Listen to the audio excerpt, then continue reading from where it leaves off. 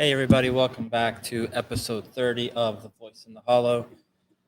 I am your host, Miguel Ortega, and this here is Tran. Hello, everyone. Hey. So, what do we got to say? So this week, we're just trying to polish up some of the stuff that we showed you guys last week. So the chase sequence. Just for those of you that don't know what we're doing a Swahili African inspired horror fable, all done in Unreal Engine 5. And what else? That's it. That's it. Yeah, that's it. And we're just showing the progress every week of what we're doing. Ricardo's in the house. What's up, Ricardo? He's coming to check up on his anteater. And Ola. Hello. So so we'll show you what we have this week. So it's going to start with an aerial shot. It's very far from finished, but that's kind of how we want the edit to be. So our focus right now has been the edit and the story, and now we're going in. That's probably what we're going to do today, is just go in shot by shot and just start polishing it now that we got it in the edit the way we want. So let me show you what we have at the moment. So again, the beginning of this is really rough. But yeah, let's check it out.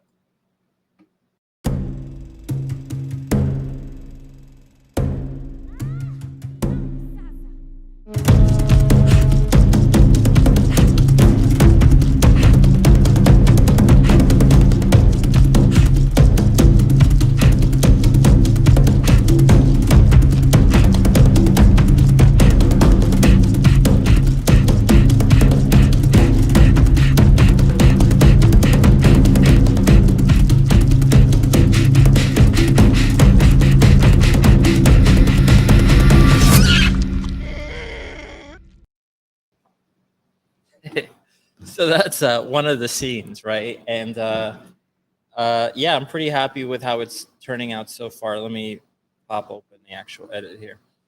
And let me hide this.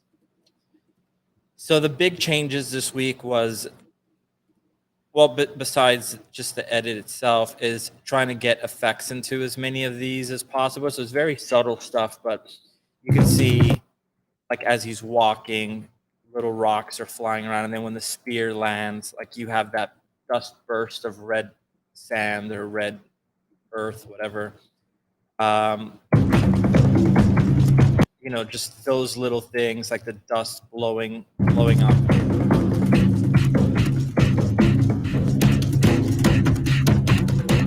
So I had to learn how to use Niagara, which is something I never used in my life. So that was fun.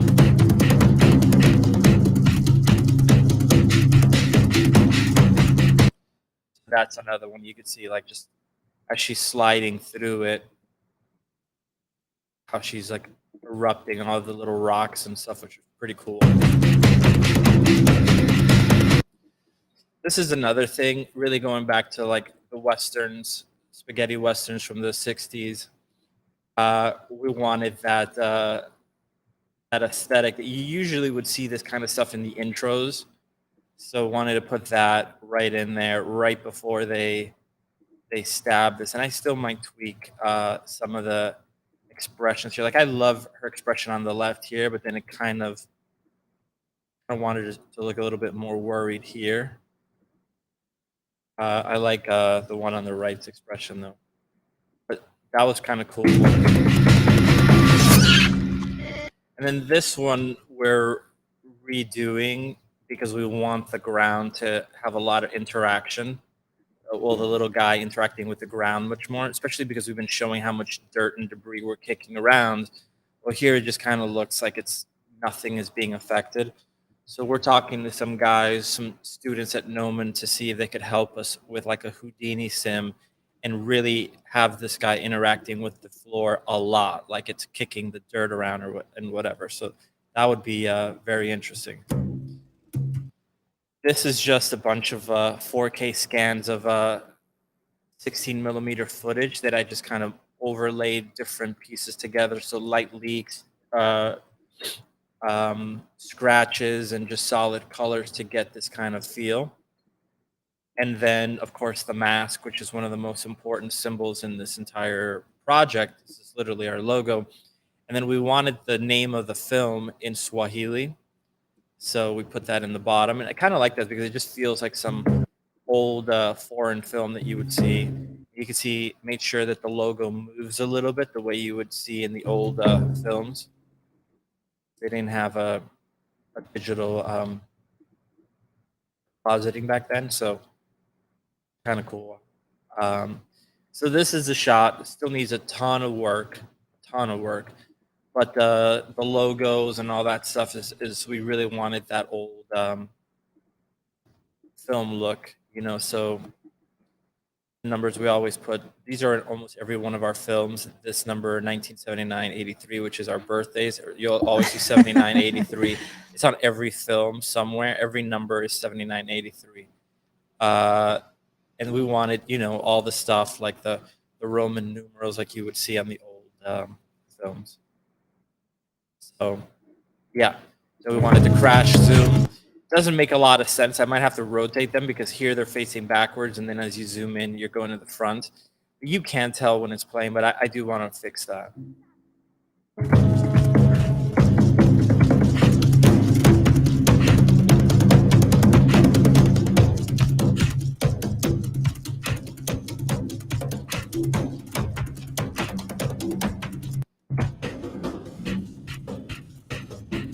You can see like these guys don't have cloth sim yet, so you can see how stiff the clothing looks on her here. Yeah, they don't feel as dynamic or that they're really running that fast because it's just stiff. Yeah, so we're redoing this right now. Tran will actually show you guys in a minute one of the techniques that we been doing to make this stuff feel a little bit more dynamic. But you can see this shot here. You can see the clothing is done. You can just see how kick-ass it looks when the clothing is actually dynamic. It's a blur, of course, but you feel it though. You feel it, and especially when she slides underneath.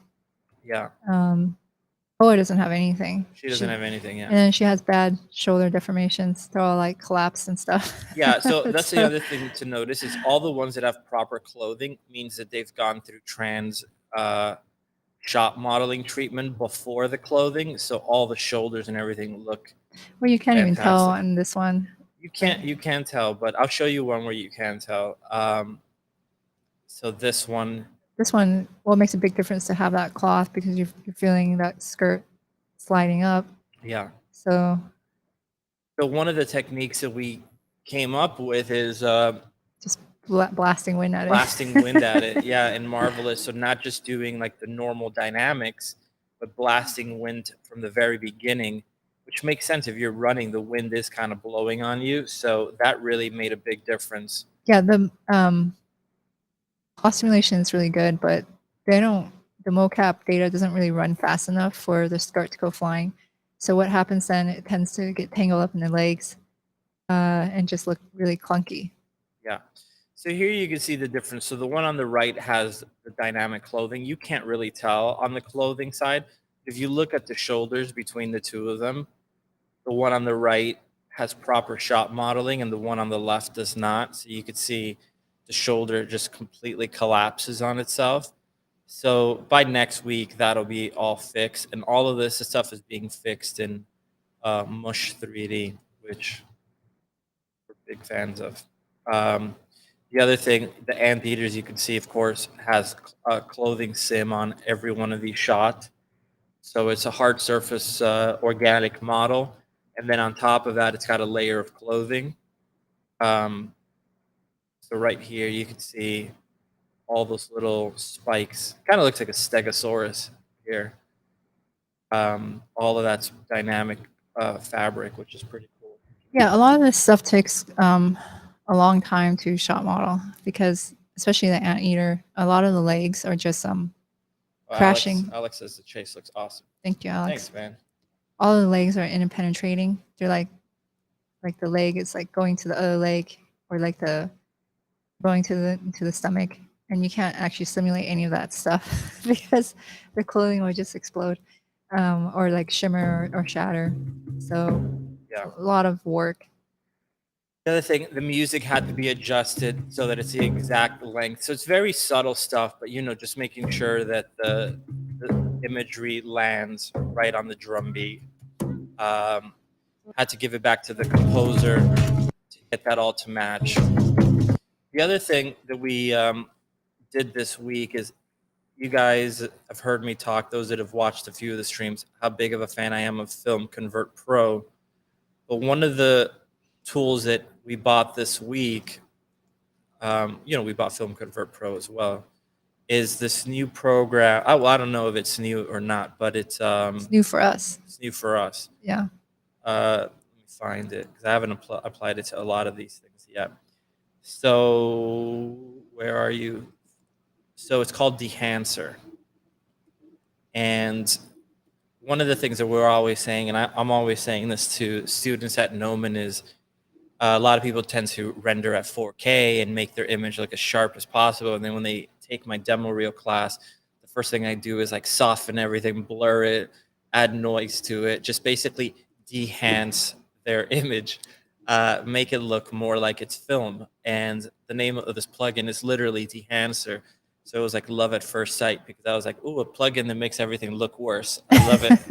So, but all that degrading is what makes it look more realistic. Yeah, exactly. So you do need that. You don't want overly sharp images. It tends to look very CG.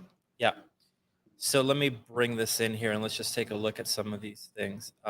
What I'll actually do to make this a little bit better, let me see if I can move this over to the other screen.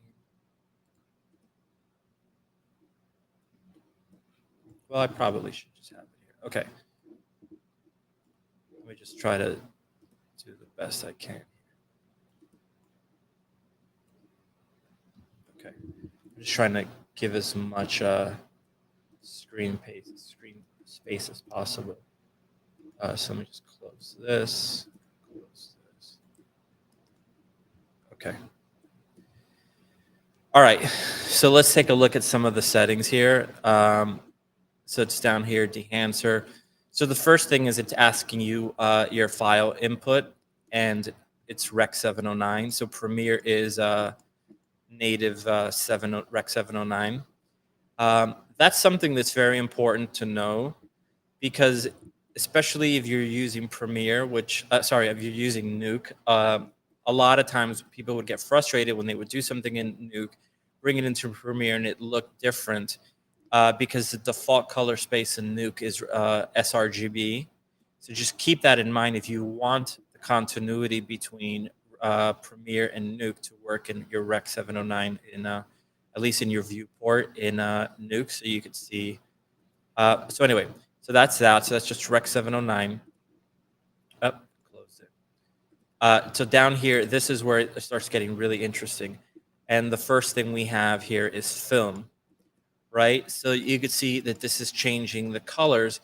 And over here, we have a zillion different film stocks, right? Some of these things are just so kick-ass. So you could just start going through them, and they all tend to have like an older film. Well, not necessarily older film, just film has a certain look to it, which I guess is older. But some of these are really beautiful. The thing about this program that is very different from Filmconvert Pro is that Filmconvert Pro adjusts everything automatically based on certain things. So if you set like 16 millimeter, it automatically softens the image accordingly to super 16 millimeter. It adds the grain according to 16 millimeter, et cetera, et cetera. This breaks everything down so that you can change every attribute individually. You could still do that with Filmconvert Pro, and I actually do wish that this kind of did that first and then let you adjust the individual sliders. But just so you know, this like really puts everything as its own parameter for you to adjust. So you could just go through these. It's too many for me to go through right now, but there's some here that I really like. This one, for example, really makes the blues just fucking sing. It's incredible. Then we have our Fuji. Where is it? The Velvia 100 is another one that we really like. It's gives it a little bit more to the mint color. But if we just went, let's just go with this one because I just like this, even though we might not keep this for the final thing. Okay. So then if you go to expand here, you could adjust your black point. So you could add your contrast back in if it lifts it too much, or if your gains are too muddy, you could adjust all of those settings. Because sometimes the thing that this stuff will do is it starts turning the whites a little bit too blue. So you might want to bring in those whites back in a little bit. So just by doing that, you bring that back into the picture. So, all right, so let's do that. Let's close our film. So then you have print, which is just because you shoot it on something, you then print it onto something else. So you could choose different ways of printing it. So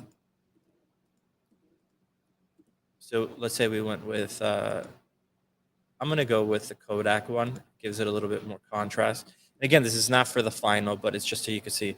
There's certain settings here that are pretty cool. The color density in particular tends to pull the reds out. You can see it starts giving it a lot of kick there. Let me get rid of this vignette. Okay. So we have that, but you see you could pull this all the way up and it'll just be like nuclear red. So very interesting. A lot of this, again, we got this week, so we're still figuring out a lot of this stuff. So the individual color correction. So if you wanted to make your shadows a little bit more red, you could do that. So one of the things I always do is I make my shadows a little bit towards red, and then I'll make my highlights a little bit towards blue, so the opposite color temperature. So this is a place to do that. So that's interesting. And then you go to film grain. Okay, so you can turn on your film grain here, the amount. So you can crank this up. And you can see it looks really strong when you're bringing this up because it's just in the preview settings. But once you let it go, you can see you start getting that nice film grain. You could select negative or positive. So the grain would respond differently, whether it's a negative or positive. And then whether you want a digital film grain or analog film grain. Very interesting. So halation is kind of like a chromatic aberration of sorts, but it's behaving in a more realistic way, which is around high contrast areas. So very subtle, but very interesting. You're not going to notice it right away. Let me see if I can crank this up. You'll notice it on certain shots more than others. Let's bring up amplify. And let's turn it on and off. Yeah, you'll see it on more high contrast shots. But anyway, so that's your halation. And that's, again, like kind of like a chromatic aberration around high contrast areas, which is actually where chromatic aberration would actually be. So that's a mistake that I see often is when people will do chromatic aberration across everything.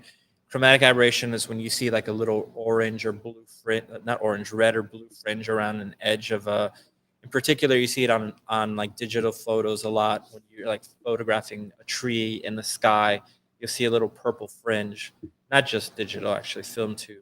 And that's just the misalignment of your RGB waveform. So it tends to make things look more photographic. So bloom, you can see you could crank this up. It adds a little bit of bloom. This is one where you can completely go overboard, but you can see it's just doing a little light wrap. I would definitely keep this at a minimum. So I'll bring down the impact back to the default. Okay.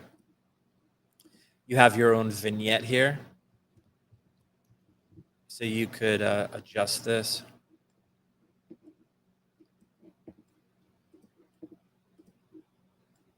Okay, so you can see, I'm just going to set it back to the defaults. Okay, film breath is pretty interesting. So film breath is basically, if you've seen like old, it's basically the flicker that you see from film where it feels like there's a light behind the image. You see it on like old timey films. And that's kind of what this is. It's going to give like a luminance pulse kind of. This one you're not going to notice until it's actually playing. And the tricky thing here is that this is such a short sequence that you might not even notice it. But that's what it is. It's a little subtle pulse changing the values. And then gate weave is literally when the film like misaligns on the film gate, hence the name film gate or gate weave, and it just gives the film a wobble. And usually it's that the film moves forward or backwards, and that's why it's kind of scaling it up and down a little bit, giving that distortion. So that's interesting. Definitely want that and the film breath. False color, I don't need this, but that's just to give something like that. I do like these colors on the left. And then this one at the bottom is actually very useful, which is just kind of like a multiplier of everything. So now we're going back to our original image. So if your producer or anybody were to say split the difference, this is literally the split the difference slider. So you could see, you could just bring it all the way up, all the way down, or just mix it. Okay. Oh, Elvira's here. Hey. So that's pretty cool. Then you have a LUT generator, which I guess I haven't tried this yet, but I guess you could bake out a LUT, which is very interesting because you could do a few things with it. Right now we're doing this for all CG, but you could technically create a LUT, give it to someone that doesn't even have this program, and they could apply it once you have a certain look that you like. If you're filming some live action stuff, you could import this LUT into your camera, so you would see it with this look already in the viewfinder, which is interesting. Okay, or not the viewfinder, the monitor. So yeah, so that's the Dehancer in a nutshell. I'm sure I'll have more things to show on that as I go, but it's pretty cool. So if I compare that to Filmconvert Pro, you can see Filmconvert Pro, which again, I love this program. I definitely don't want to talk bad about it. Has a lot more individual controls, so you could adjust like your levels and stuff like that. But just the film format settings, like you could see, you have very little variety of film. And we've had this thing for over 10 years, and it still hasn't given us like new film specs. So it's not like it's updating. What I do like is this. So you can see if I set this to, let me crank this back up. So if I set this to 8mm, the grain automatically is cranked all the way up. The softness is brought all the way up. So you can see the image looks much crappier because you're seeing it on 8mm. If you set this to 35mm, the image gets much sharper. The grain looks much smaller. So very kick-ass. Yeah, so I do like that. I wish Dehancer had that. And the cool thing is, okay, it does give you that and it automatically adjusts that for you, but then you could go in and dial the softness settings individually. So you don't have to stick with what they're proposing. You could just decrease the grain. So yeah, so that's it. It's pretty cool. Both of them are great. If you could buy both, that's what we do, and it's even better. So yeah, so big fans of that. So yeah, you could see here more of that, just the Niagara effects on all this stuff. So yeah, so Tran wanted to show you guys like some of the stuff that she's been doing to get the clothing to blow.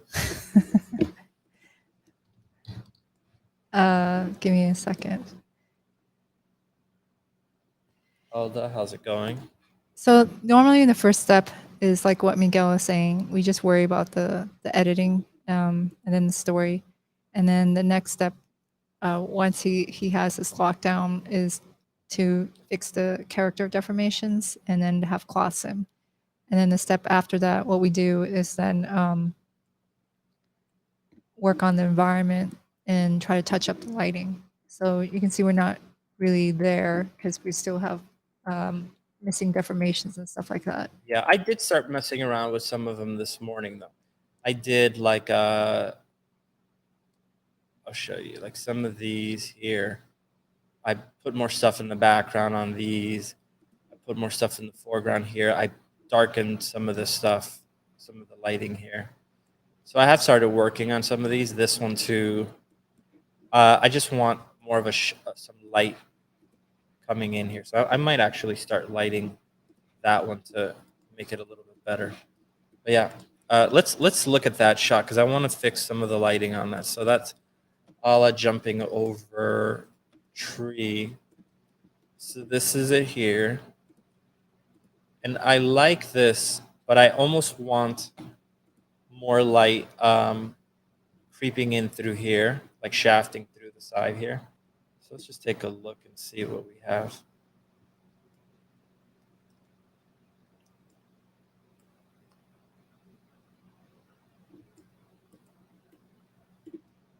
So that right there, I just want it.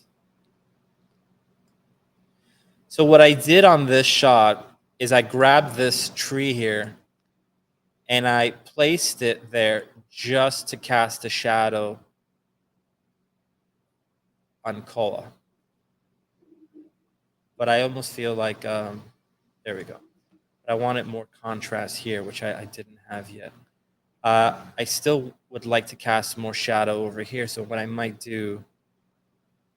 That fog is moving fast. Yeah, we're probably going to fix that. One of the other things that we've been noticing that we're getting a lot this couple of weeks is, let's say right now I just duplicated that tree and I realized, you know what, I actually don't need to duplicate it. I'm just going to delete it. If I press delete, it would sometimes take 20 minutes for it to process the delete, which is just the most barbaric thing ever. Or it just crashes when you hit delete. Lately, it hasn't been crashing as much as just saying like computing references and then it'll just take 20 minutes. This is pretty interesting here where you just have like fruity pebbles just popping out of and coming out, like infinitely coming out. It's a Fruity Pebbles commercial, but you see it works when you see the whole shot. Yeah, but if you pause at any frame, it just keeps flying out. Yeah. But, I mean, you did this whole thing where you tried to, you actually tried to simulate this in Maya. Oh, yeah, yeah. And it looked really good. I should actually go through that. So, yeah. So the first thing, my first approach this week was I'm going to do all these sims in Maya. Did them all with like rigid body dynamics, and then tried bringing them into the program, and it just destroyed Unreal. And I was like, oh man, maybe it just can't handle that much geometry. This is like 50,000 little pebbles. It doesn't even flinch. It doesn't care at all. But it doesn't want those pieces of geometry coming in from Maya. It wants them to be internal. So these rocks are actually pretty heavy.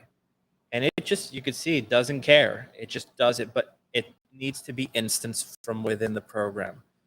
That was a big learning thing because I didn't know Niagara, so I was like, how the hell do I get this to do what I wanted to do? I could do it in Maya easily, but I can't do this in here. It really wasn't that difficult, and all we have here is just in our sequencer, we just have these triggers. Where are they?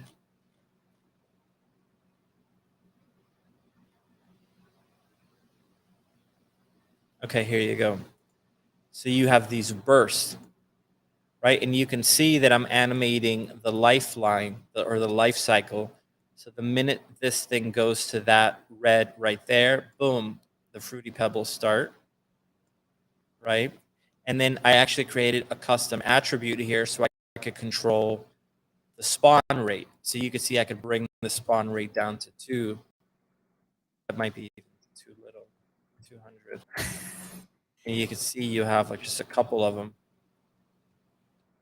You have a question. What did you use as a condition to trigger the Fruity Pebbles? Is it frame number or lapse time? Or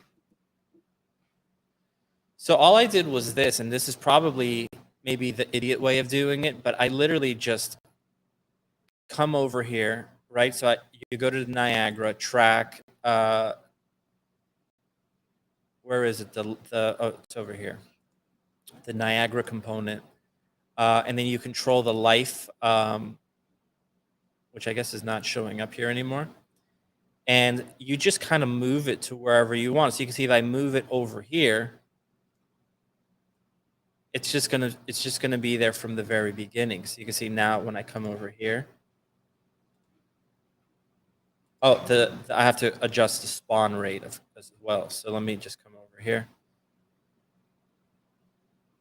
So if I grab that spawn rate and I just move it forward as well, that's it. So all it is just getting this life cycle to be wherever you want it to start. So let me offset that guy like that, and that's it. And then the big thing is, of course, animating the spawn rate. So you can see at first it goes to like 5,000 rocks, and then really quickly it falls to 0. You'll never notice it in the shot. Like you can see the shot is like. Oh, so when it hits the frame that you want, that's when you want like a bunch, and then you just shut it off by X frames. Yeah, you just shut it off right away. Let me open up my sequencer again. Yeah, so it's just saying start here, give me 5,000 of them per second, but then it's not even lasting 4 frames. So it's just going brah, really fast and then dying out, which is kind of how it would actually work. So if you were to click on this, all this is, so this is my Niagara stuff. We have 2 different rocks. We have the red ones, and then we have some little blue ones. The blue ones there's much less of because most of the ground is blue, but as you can see in our world, like our world has these kind of blue swirls. So we wanted to make sure that some of the earth looked like there was some blue rocks. The other thing is I didn't want this, like a shot like this. There is some blue there. I didn't want it to look like that was like guts blowing out. So you could see you got the fruity pebbles there. So just adding more blue there, and that's it. So you're just creating a custom attribute, which is right here, spawn, and that custom attribute is you need to create this custom attribute in order for you to see it in Sequencer. If you don't have this in Sequencer, you're not going to be able to see it. And just creating a custom user exposed attribute is super simple, right? You could just come over here and create a user, and I think I actually created it over here. So you could just come over here to duplicate and create example, right? And I think I created that by coming to any of these and just going to user or custom. I don't remember. I'll show you guys next week because, again, I figured this thing out this week. So by far an expert on this. But you see, now that it's here, I can go to example, and now you can see that that's accessible in my sequencer. So if you don't have a custom attribute, you won't be able to access that. Let me see. I did it through here, so I'm not sure why it's not.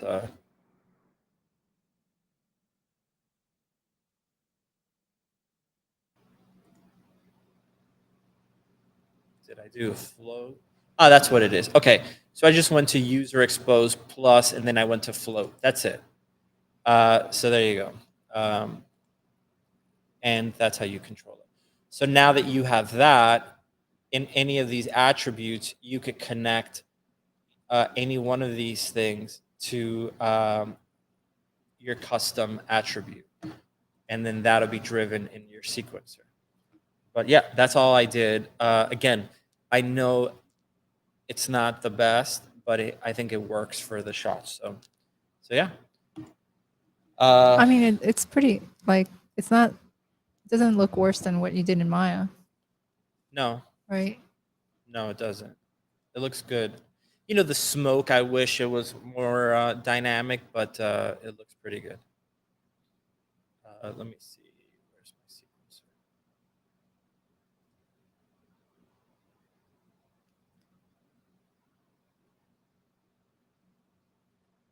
How did my sequencer go? Okay, there it is on my other screen.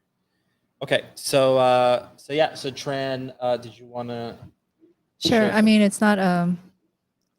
I did do a lot of stuff this week, but She did the unsexy stuff. I did the stuff that was like,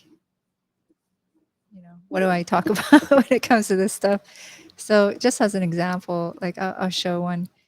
So this is this is the animation where she's trying to leap over the tree, and what I did before simulating is I tossed her skirt in the air, so you can see that the starting point is giving me this.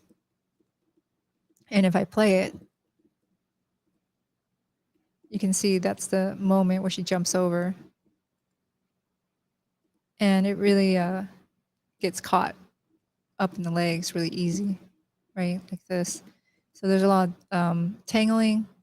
You might not notice it, but it doesn't really feel that cool. So then what I did instead... Wait, I don't think you're showing anything. Oh, my screen's not playing.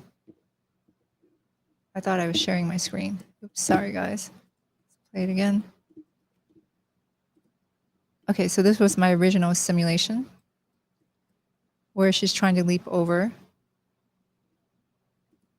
And then you can see this is a really common issue when you have a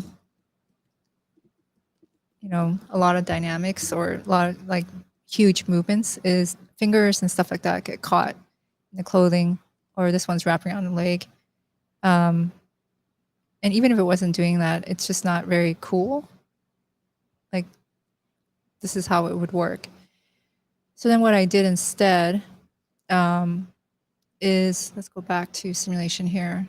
You can go to environment and you can turn on the wind controller. Again, that's under environment, show wind controller. And now you have this little controller, and then the wind is actually pointing whatever directions at the end of the cone. Now, if you're using the newer version of Marvelous, they changed the symbol, the icon, so it will look a little bit different. And then you can just activate it like this, right? And I'll show you what that simulation looks like here.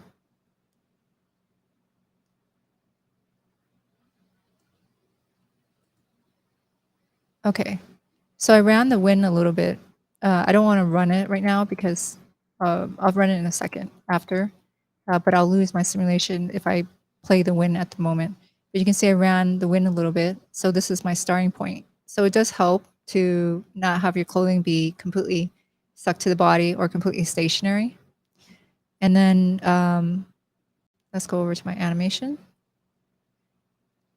You can see here, the difference that makes is it keeps the cloth, and there's no tanglement.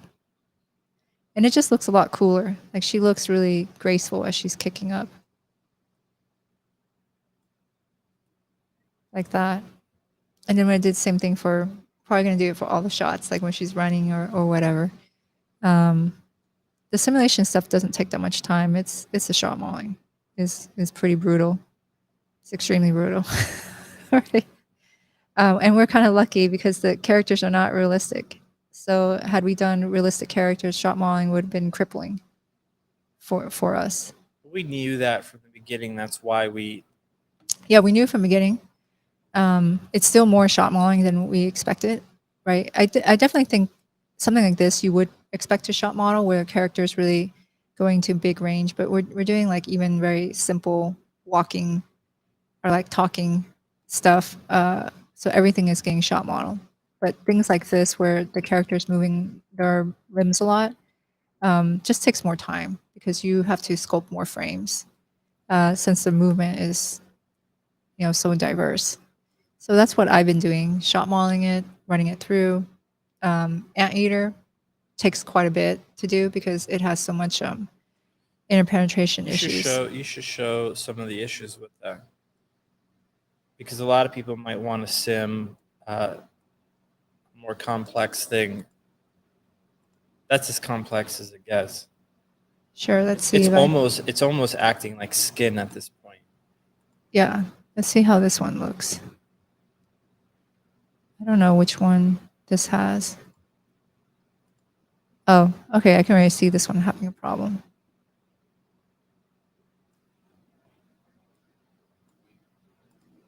I mean, I don't know if I saved the jacked up stuff. I usually don't want to save the messed up stuff. You want to forget it. Well, it just takes up space. Yeah.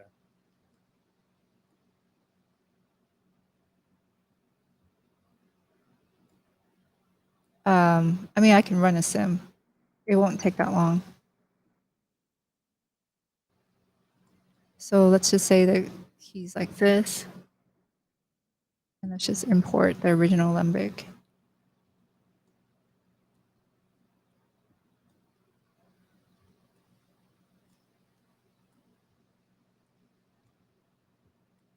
Oh, there's misalignment.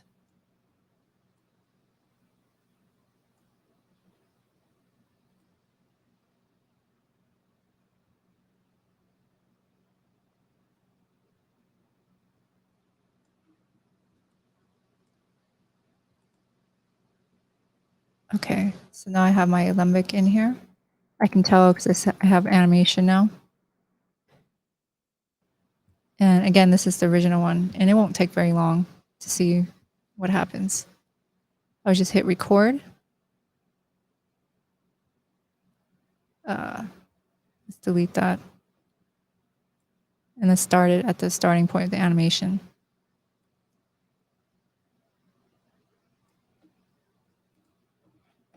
Oh, he already fell off his clothes. See?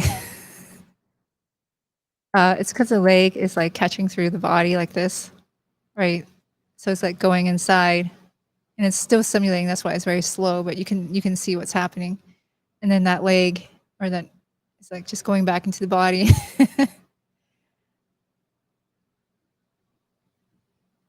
And then everything just like falls off. Like all his clothes are just get torn at the end, especially when it hits this pose.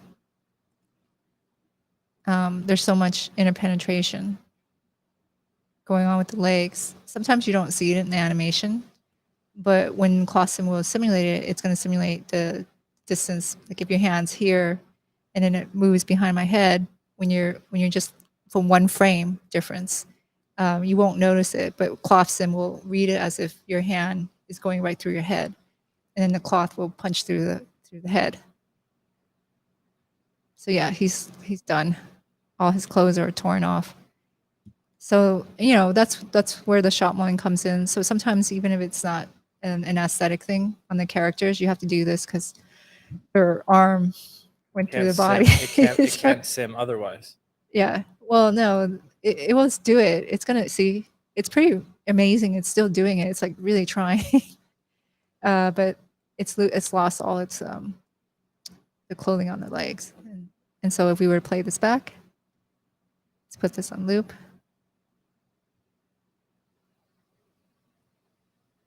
Yeah, it's like, look, and it fell off the tail because the tail, what happened here is the tail punches through the floor, right? So it has a ground, which you do want. You could shut it off, but it looks nicer when you feel the compression against the ground, right? Because then the cloth will interact with it and it won't punch through the floor. But so things like that. So that's where all my time is being spent for now until I actually complete all this stuff. And it sucks. It's not anything special to shot model it. I mean, it does take some skill, but it's more just a matter of time and patience. It definitely takes skill because you have to. If you don't know how to sculpt, you could just mess everything up. Yeah, it's a job for character artists. So, but yeah, so that's my week. It sucks. You want to go back to show some stuff? Yeah, I mean, we're just gonna go in and just add subtle improvements to individual shots. So this is very much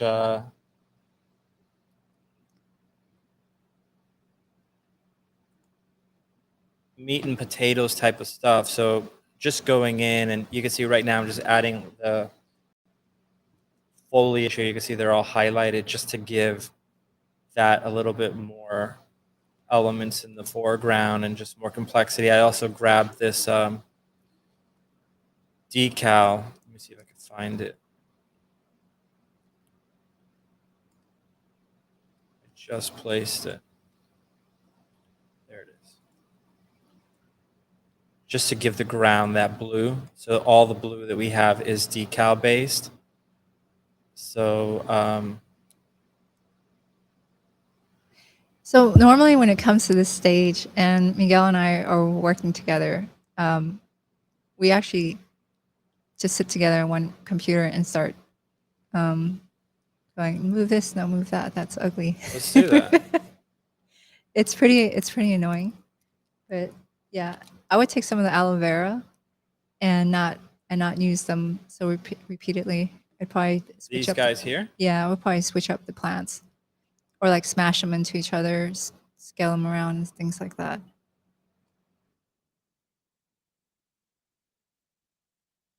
It's like house decorating. Like, no, move it here, move it 1 inch over, to the left, to the right. Yeah, this is our IKEA moments. It is. It's our house decoration moments.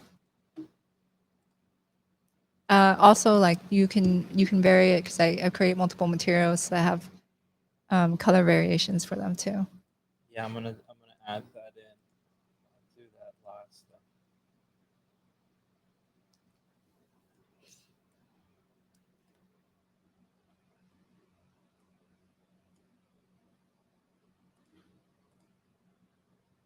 So I made them darker.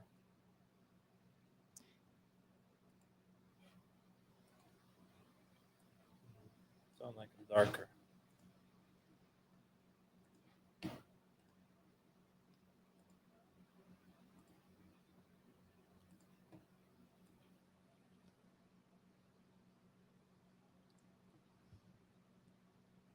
The other thing that's important at this stage, and this is something that I keep getting myself in trouble for not doing, is I'm making sure that I'm constantly adding these and turning them into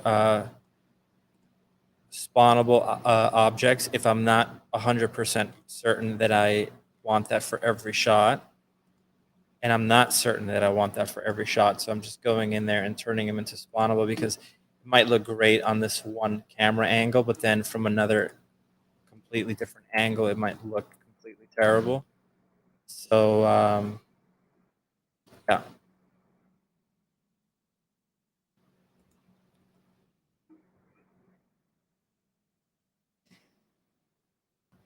I mean, the cool thing, this is basically the shot right here. That's it. Yeah, I think the lighting is pretty nice. Yeah, I redid the lighting. We got our bloom in there. So that's what I did for that is I got my post-process volume, threw that in there, right? And we can go to our, let's see.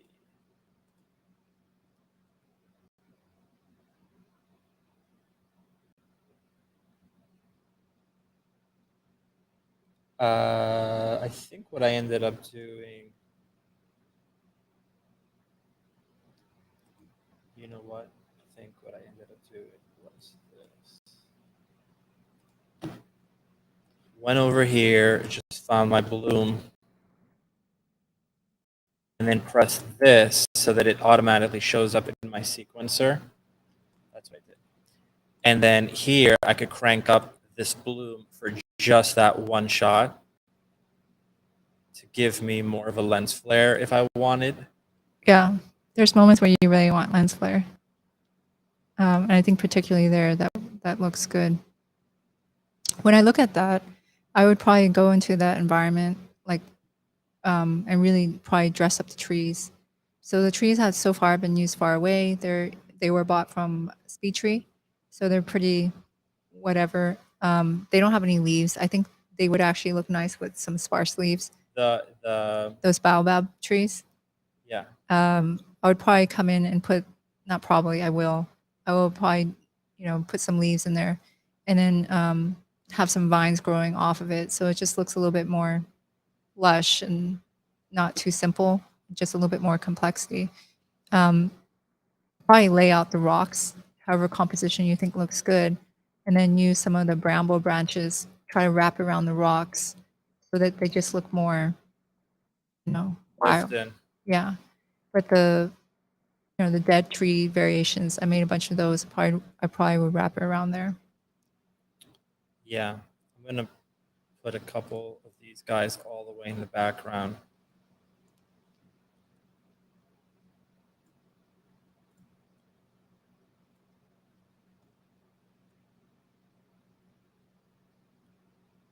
I kind of don't want to see these very clearly. That's kind of the point.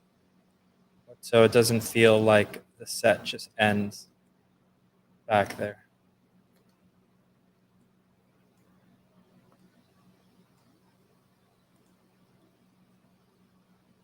And I'm going to throw these all on their sequencer, convert to spawnable.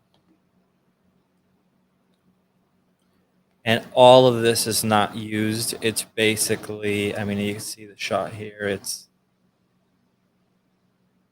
That's it. Super short. You don't even see the floor. Yeah, you don't even see the floor because that's the thing is. Well, you do have it on, but you don't take the shot from that far back. No, I think I started from right here. Okay, so there's mostly just work on the trees. And putting hanging vines and stuff like that. I don't even think you see that. I think you see like that. Let's take a look. Yeah, I think you'll just see a couple of little things over here. I don't think you're going to see anything that I just did on this part. Well, you might see a little, a little red spikes and stuff like that. Pixel. I think so. It looks good in the making of. So okay, so let's save this. Let's move on to another shot. So let's just look here, other shots that I want to improve on. So this one has nothing in the back. What do you think we should put back there? It doesn't really bother me. Just leave it sky, right? Yeah, sky is fine.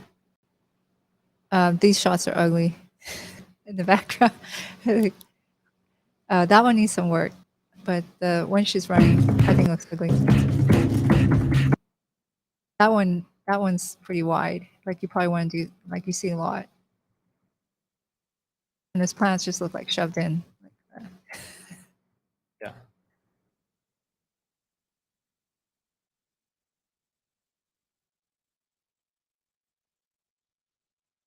This one has the.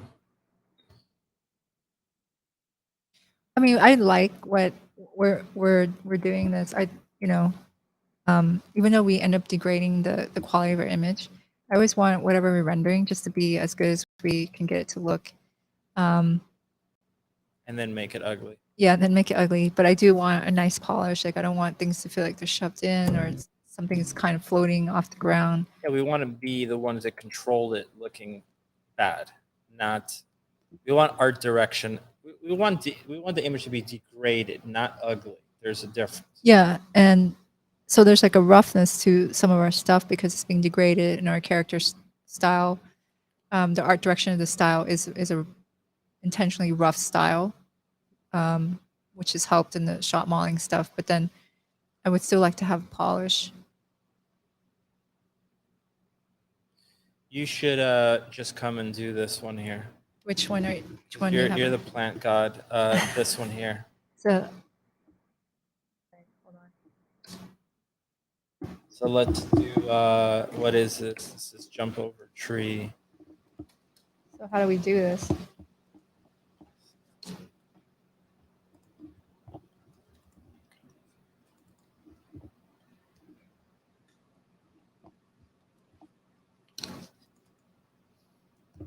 Let me open up.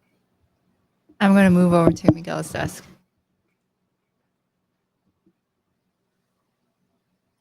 So don't. Okay. You know what? The fog is moving fast, but you don't even notice it in the shot. Look. That's in there. think you actually need it to kind of move fast in order for it to even register as anything.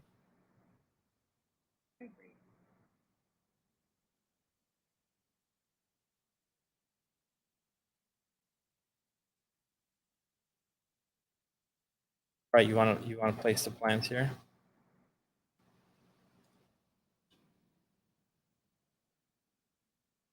We're trading desks, we're sitting together. Then you're trading desks. Oh, okay, so it's chair back. All right, give me 1 second, guys.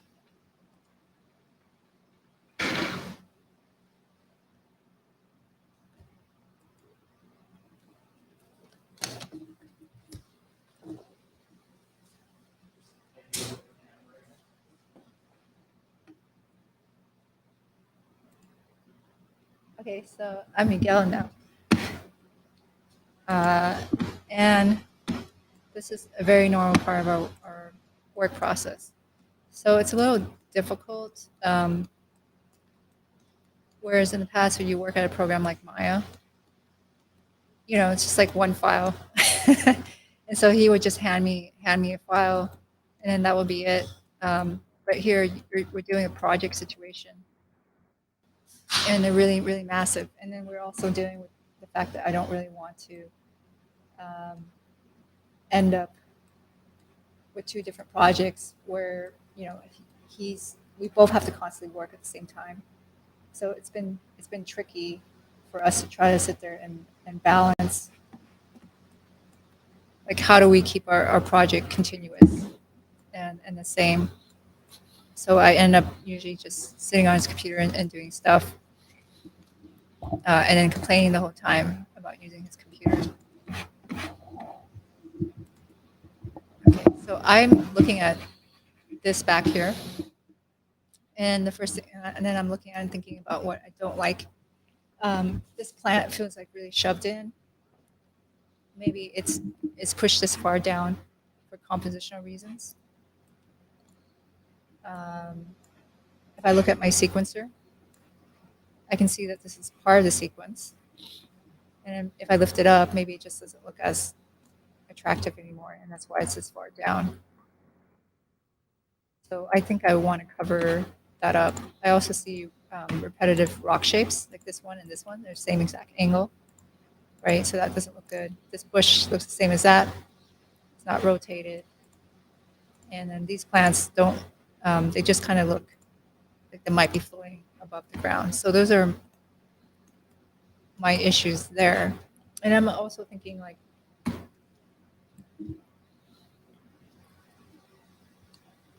how much we see.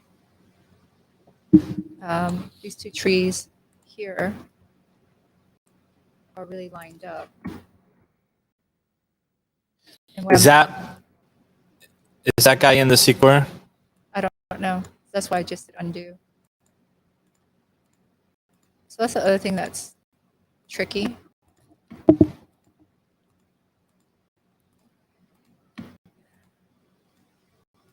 Is just trying to figure out what's in here and what's not, and you don't want to end up breaking the other stuff.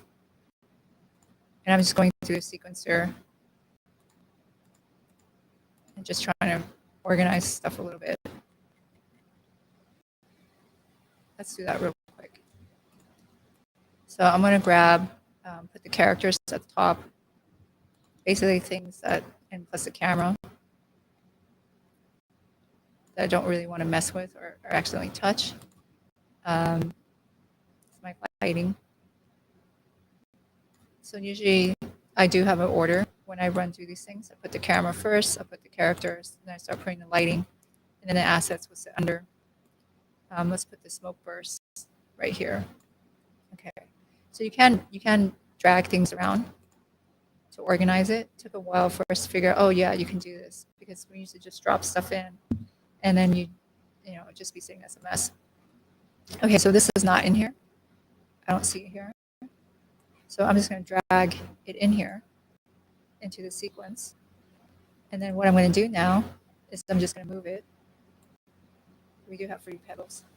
I think you have to put the mic closer to your face. All right.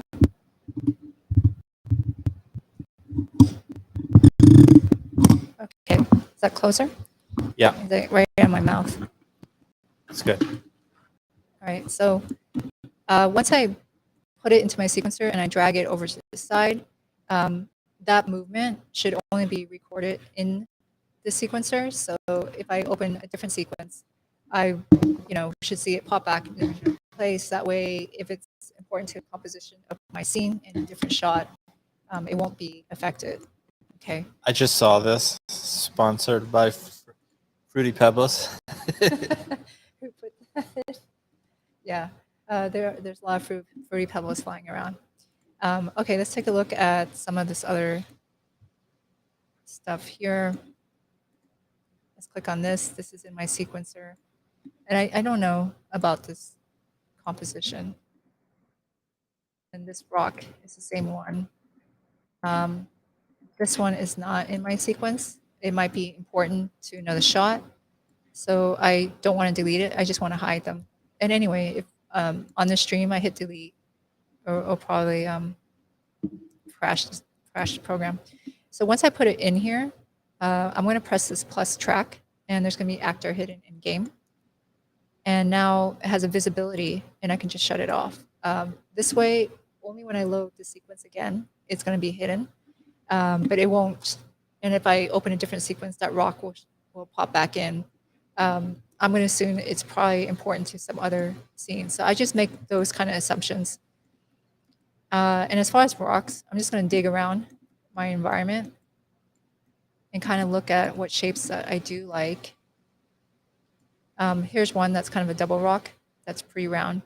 So I'm just going to duplicate that and then see how this looks if I lay it into the back. Here a little. Just give it a different shape with some light hitting it.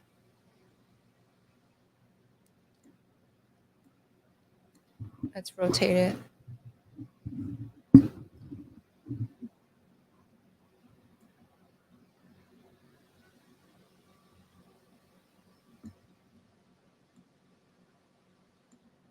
Okay.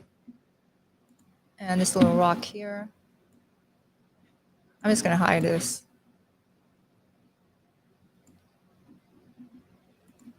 Actor hidden.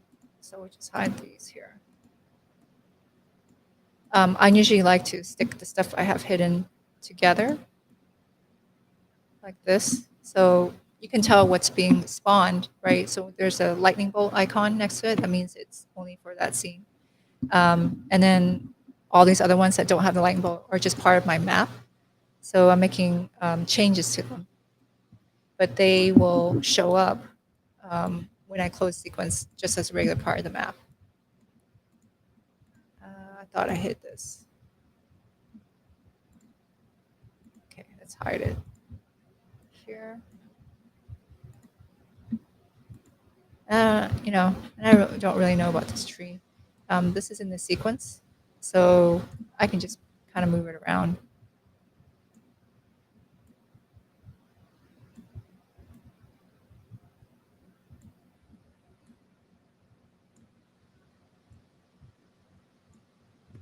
And let's try rotating it. Okay. I want to throw No cap. No cap. Michael is asking why I'm not wearing a hat. Okay. Oh, look, and I found a floating aloe vera plant or of some kind, as agave plant. And this is not part of sequence. So if I look at my outliner here, I get these lightning bolts, meaning they're a part of some other sequence. And the ones that are part of my sequence, under sequence, would actually have the name right now, right? So if it's not displaying the name of this, then that means it's not part of this. So I'm just going to hide this. I don't know why it's in the air, but I'm going to assume it's important for something else. So I'm going to drag and drop this into my sequencer. So it's over here. Let's put it down here, and then just hide these things. But yeah, this is a part of the process that we're going through. And then let me just open up the content browser and try to dress this area. So I'm not really sure, you know, sometimes what to do at all when I'm looking at something. So it's just moving things back and forth. Okay, so this is not part of my sequence. I think I just want to get rid of all this because I'm worried about messing up other shots. So I'm just going to hide. If they're in that sequence, then you could delete it. Right, but they're not. So that's why I'm hiding them. So I don't end up moving them. Okay. So let's do that. And then what I want to do is, since I'm not sure about my composition, I just want to make something look better. So I want to pull up some trees, which will probably be in here. And what we've been doing is we use these kind of like brambles, where they just kind of rest over the surface of something. So they're kind of like dried vines, and it seems to work pretty well. And we have a lot in our shots. It can't work. This covers up the keyboard. Okay. I don't really like that shape. This one here, when I exported it too small. So that's why we have to scale it up. And let's just get rid of this one here. And you can see I'm just doing it in this view. I'm thinking if I lay it over kind of in front, it breaks up the rock a little bit. If you can even see that it's doing any of that. Okay, let's try another one.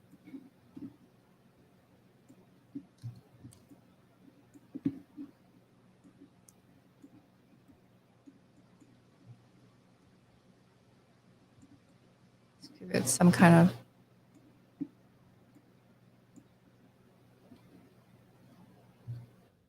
I'm going to hit G here to hide it in this main window. You can barely see it. So maybe I need things a little bit nearer. And these are actually like super, super far away. Okay.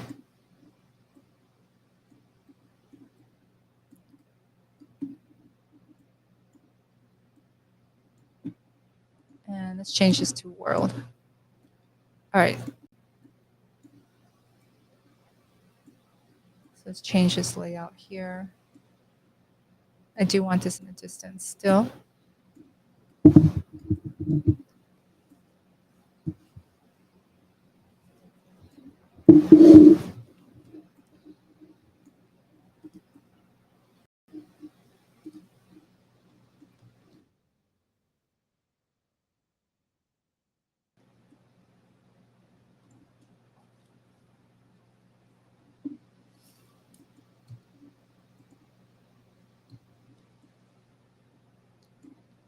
Okay. And let's try a different rock closer by. So I have a bunch of these rocks here that I modified in ZBrush. I just made them more round since that's kind of the look of our stuff. So I have a lot to choose from.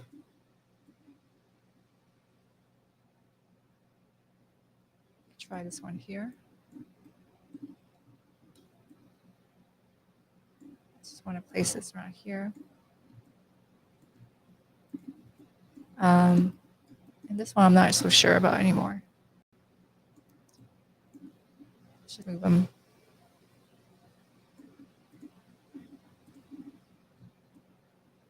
Into the distance. Okay. But now I have something a little bit closer. That looks all right. And we could put more trees or more rocks. What do you think, Miguel? I think it looks okay. Well, I don't think it looks good right now. Um, this is the same one.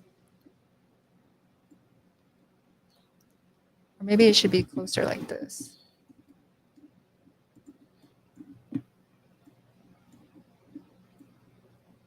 It's kind of in the middle of the frame, but the camera is going to move very quickly.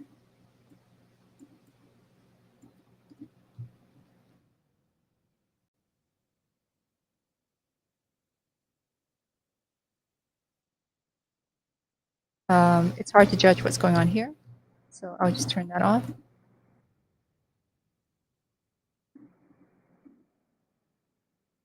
You scroll through the sequencer.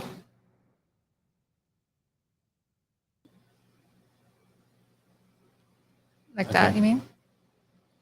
Yeah, just the more stuff you have close to the foreground, the values get a little weird. So should I push it over here? No, I think it was okay.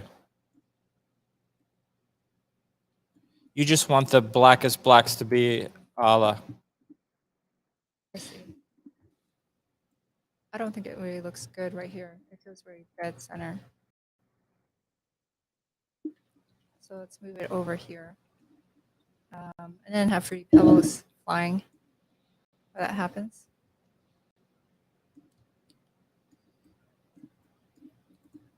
And then back here, let me just get rid of this rock because it's identical. And I'm just going to dig up a different one. Maybe one that's a little bit taller.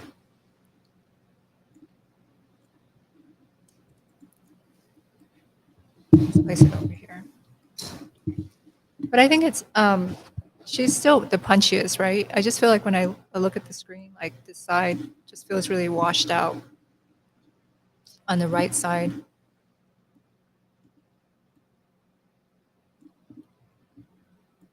So scale this up.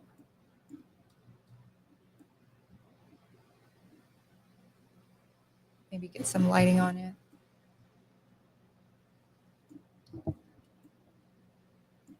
Looks really soft back there.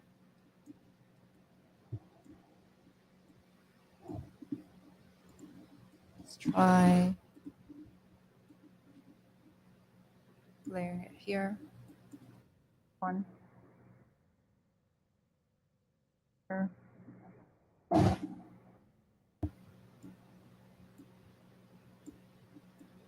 I mean, I'm thinking about like doing this side to be like when I move it here, I do like the shadow. And I don't think that that takes away. Did you just mute me? No. Am I mute? I can hear you fine. Okay. All right, so I'm thinking over here, it's darker. I don't know what you think about that.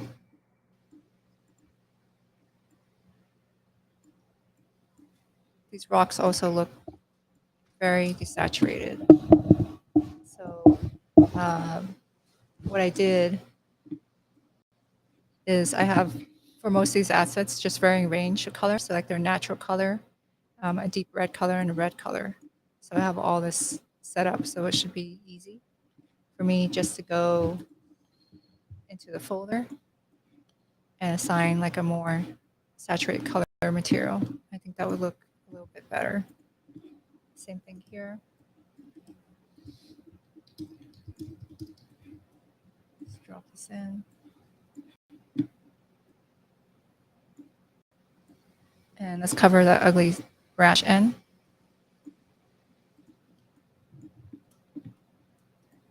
And I'm kind of hesitant to scale this up because I don't want to destroy the scale. Seems like it'll be okay though.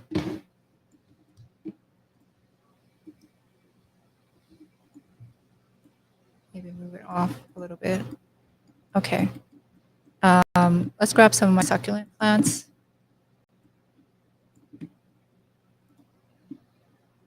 So I have a bunch here.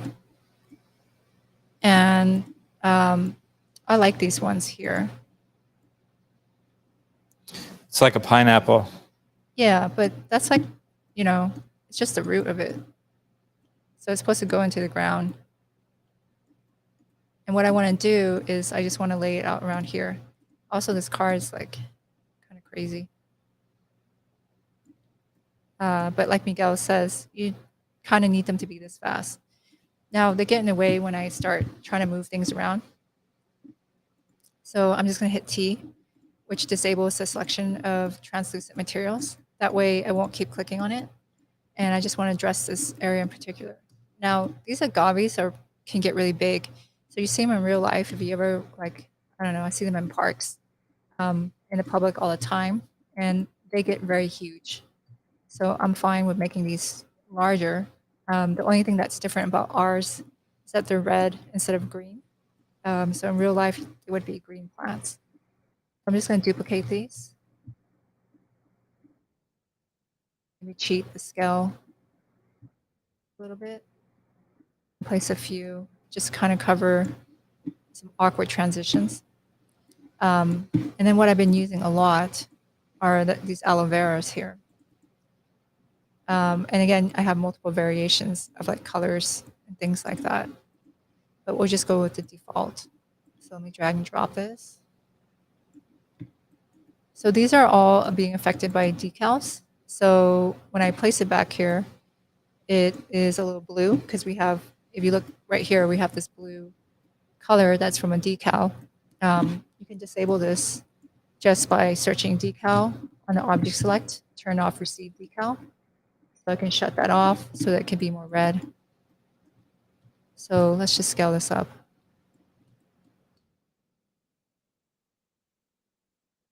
Rotate this. And just try to address this.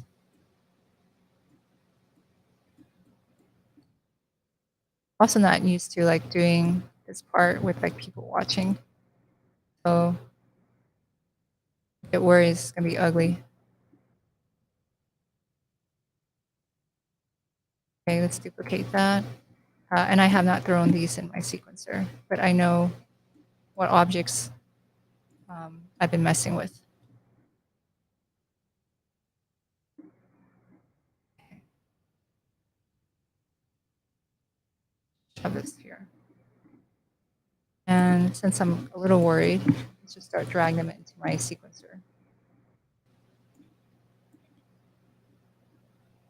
Otherwise, I lose track of all this. So I can convert them to spawnable. Once now that they're spawnable, they will only show up when I have this sequence open. Let's do the same for these rocks and that tree. So I'm dragging them from my outliner, which is on my other screen.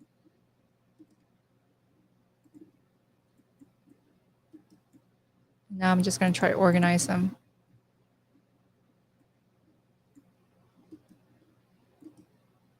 Otherwise, it starts getting really, really messy. I do wish the organization was a little bit better, like you could put subfolders or something like that, because the list gets like really gigantic and long, or like some kind of a grouping system. These plants look kind of redundant. This is also my sequence. I just think I have to rotate them when I look at them here. It looks like I duplicated that. That's fine.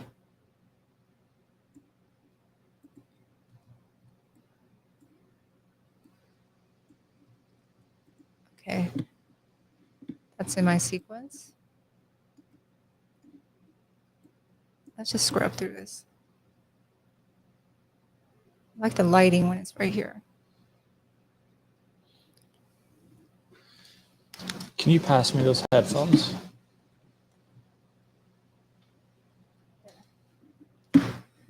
All right, so let's take a look at some other stuff here. They're floating. I'm going to shove these into the ground. I changed that lighting today. Okay, so the lighting looks much nicer. Yeah.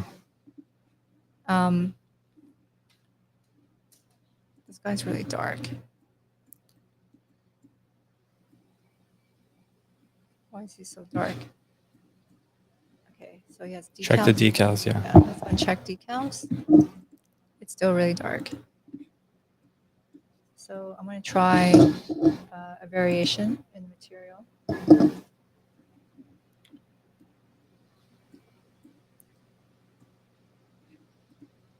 It's just dark. That's fine. Well, it's lit from the back, and it's in front of the rock, so it's just all in shadow. Yeah. But let's put some more stuff around it. So let's go back to my succulent plants. I'm going to put some aloe vera around it. What I find good about the aloe vera versus like the agave plants is that you can duplicate them and shove around each other and they don't look as redundant. Whereas the agave ones tend to look like the same thing over and over. So I tend to make quite a bit of these. I do like the dead vines on top of the rock. Yeah, I think that looks good. Makes it more swampy looking.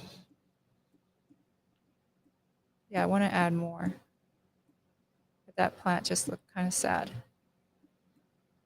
Like by itself.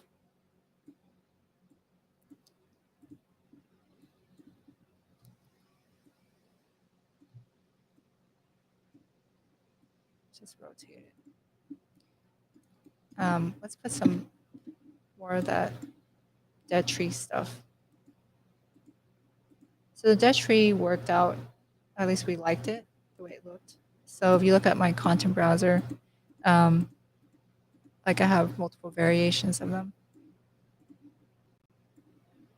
This one's C, so let's try D.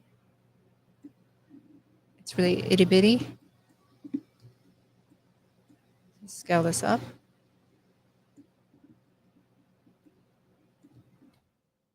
I'm going to move it here just so if I hit G, it can hide that preview because it's really hard to judge if it looks good. So I'm using this viewport here just as a way to move things around. And looking through my main camera, let's see if it looks good. This looks kind of wild.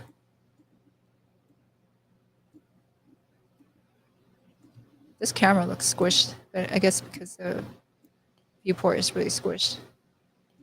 It's not squished though. Yeah, it's just a perspective. Looks wider.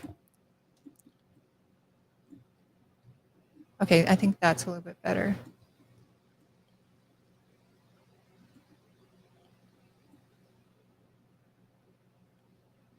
Okay, so a little bit here.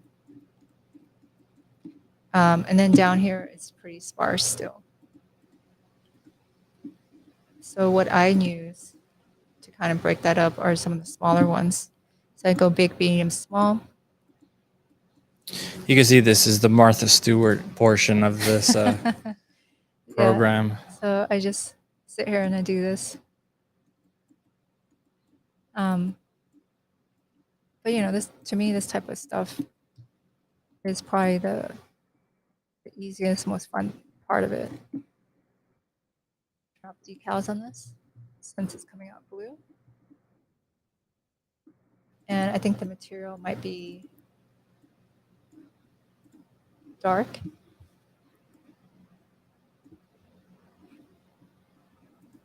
Does that help it? Yeah, that helped it. So back here is not all blue anymore. You play through the sequence. Yeah, let me just place this.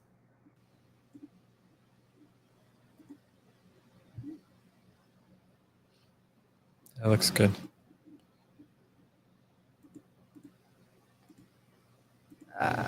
Why is it not stopping?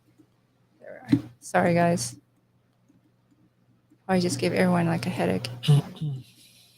Let's shove these in here. That's the life of an editor. I've watched this thing like 5 trillion times. Yeah. You have to look at your stuff over and over. So these little guys here, I feel like they kind of, because they look kind of like, not grapes, but like little leaves. And when I shove them in the ground, you can't really tell that they're shoved in, but they give a nice transition to the floor. So if I'm looking over here where I'm rotating all these. Can you save? Yeah, let's save. All right. So now when I'm looking at this cluster, they don't just look shoved into the ground. So same thing here, if that's what's going on here. I'm just going to duplicate these. And, you know, like I feel like this stuff is important. You just, you know, if you're going to do this, try to do it as best as you can. And don't get sloppy or lazy with this stuff. I definitely get lazy with this part of the process. Yeah. This is where a much bigger picture than this, like to transition the flowers. Like, get out of here for you. Well, Yeah. I'm more meticulous. Yeah. Like that type of stuff. Okay. So that helps it here, I think. Let's make sure everything is in the sequencer. Oops, got slow. So I'm going to grab these here. That's actually how we've done every single set. If you think about it, well, almost every set. Like I'll do the first pass, big stuff, big strokes, and then you'll come in and do the polish. Not this set. This set was all you. Wow, the set was like dirt, dirt and rocks. Like, okay, let's convert these to spawnable.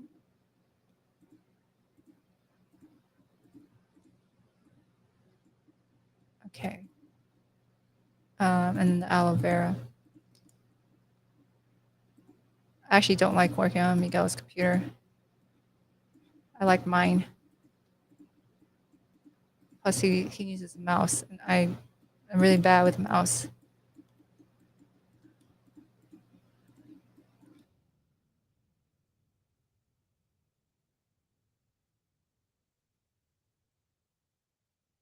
Just drop these in here. Convert to crap. Convert to spawnable. If anybody has any questions, let us know. Let's put this here.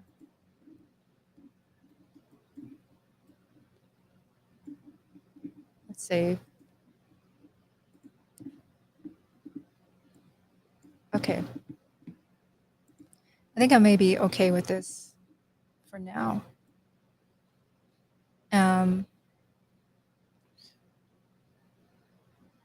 Yeah, it looks okay. Like sometimes I feel like these things back here look really big. Like, do you like that big, like chunky mound like that? I think they're kind of cool because we use them all over the place to hide our feet.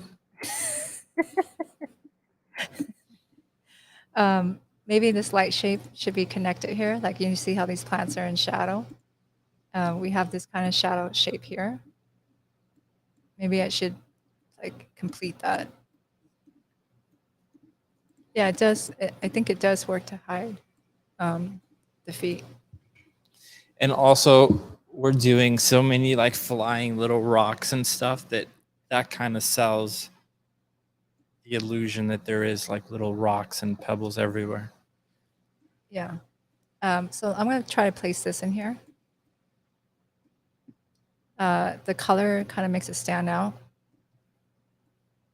So I want to change it, but I just kind of want to marry that shape, light shape, where generally this rock here is darker, then we have dark plants, and I just want to put them together and see if that works.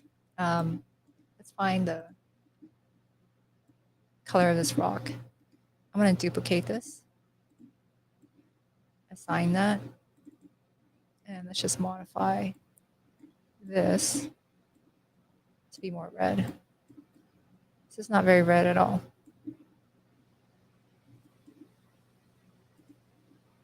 So let's just reset this.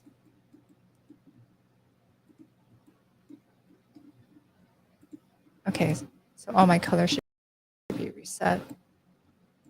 Maybe at this distance, I can just be kind of lazy. I get super red.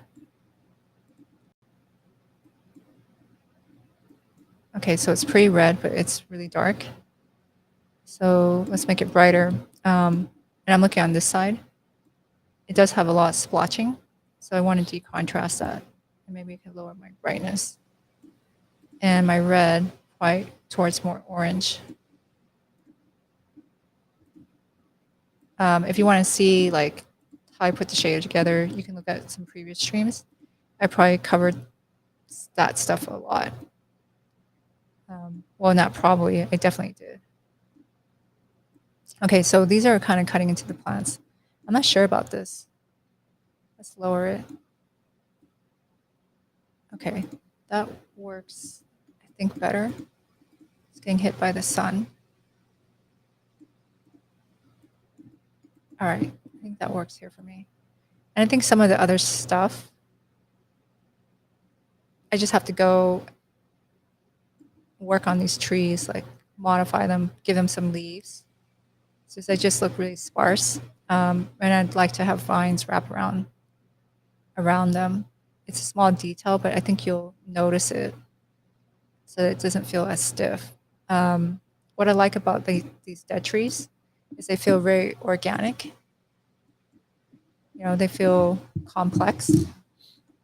So I would like the trees up here to have some more effect like that. And I think over you here. mean on the other side here? No, just a tree up here. Oh, I see. They just look like blah.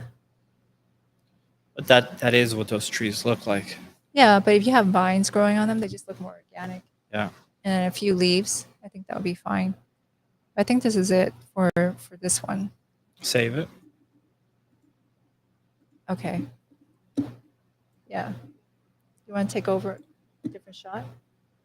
Well, I think since you're set dressing, you should just set dress the next one. Okay, so which Just go to the sequences. Go to chase. Hold on, let me take a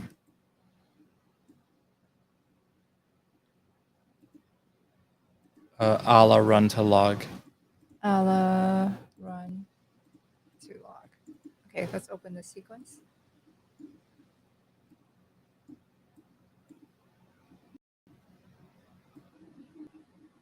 Okay. Let's look into the camera. Just keep in mind, this shot starts really late, so don't waste any time. Like that area there, you're not going to see any of that. Like the shot starts around here.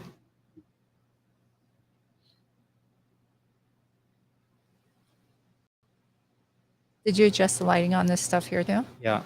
Yeah, it looks way better. Do you have this rendered out? I'm not sure. Because the other one looks really washed out. You can see the anteater. He's pooping pretty pebbles. Yeah, it's just going to hang out like that because that's how it works. Let's just play it. That's why they're after the anteater, because he poops out fruity pebbles.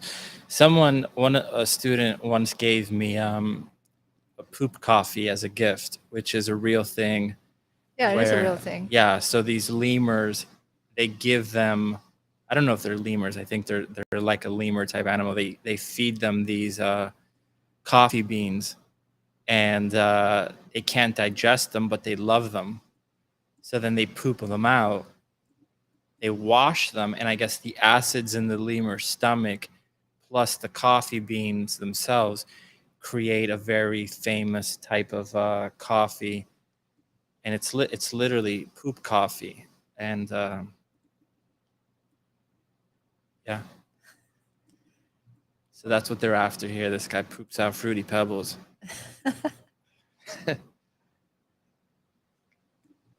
Oh, he's not doing it right now. He's not doing it. Look, there's like floating characters in the sky. Yeah, that's from when they throw the spear.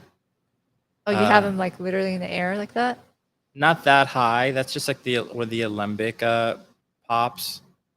I have to find the exact shot that that's in and set it to Just what's the word I'm looking for? spawnable? Spawnable, yeah. I see. Okay, so I'm gonna do the same thing. I think let's try another dead tree. What I did on this shot, like if you look over to the side, you'll see that there's like go on the other camera and no, the other direction. Like I've added these really tall, ugly mountains just to cast these shafts of light. Yeah, looks nice. Be careful putting a tree there because you do that, you're gonna wreck. I'm just trying to make vines. No, I know, but just make sure that they're not up on the top there because that's where she jumps over, right? Oh, I see. I'll just keep it low. Yeah. Yeah, low is fine.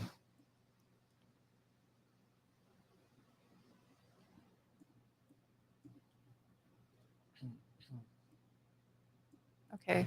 So I'm never really sure how this stuff fits around. Sometimes when I place them first, they look fine. Sometimes they look kind of stupid. This one's looking kind of stupid. Try rotating it.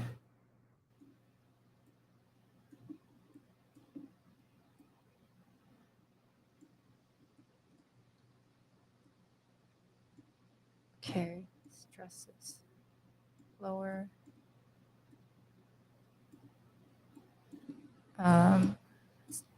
Like this. I do not like how that looks at all. Get rid of this one. And let's try a different one. Let's try this one, which is too big. So they're not really like, when you see them large like that, they look pretty crappy. So they don't hold up because they're not scans. But they work well, really well far away.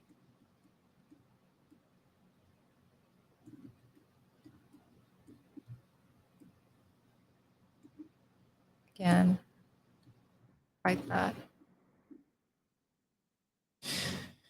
You know something I realized we should do from now on? As soon as we create a new sequence, we should throw in the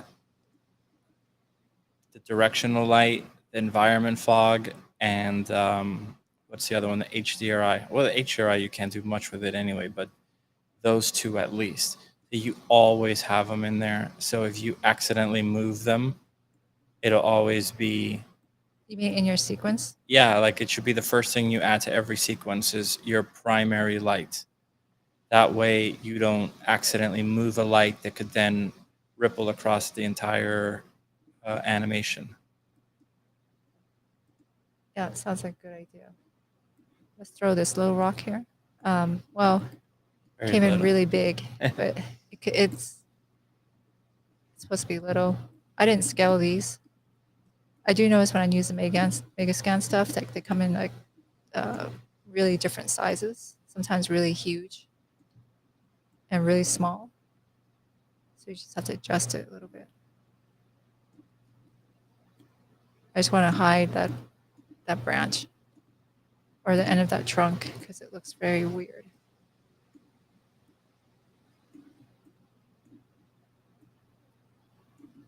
I don't know about that shape. There's like a noise in your mic. Is there? In my mic too. I'm not sure what it is. I don't hear it. But I don't feel like I hear much. Let's try this one.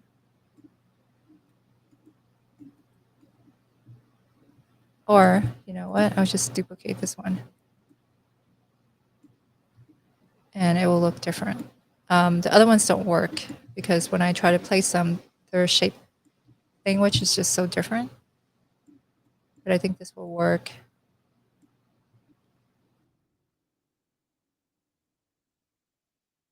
Just by using the same one.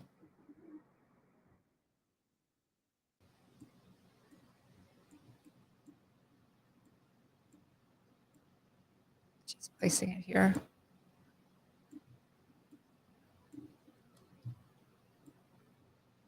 Scale it down.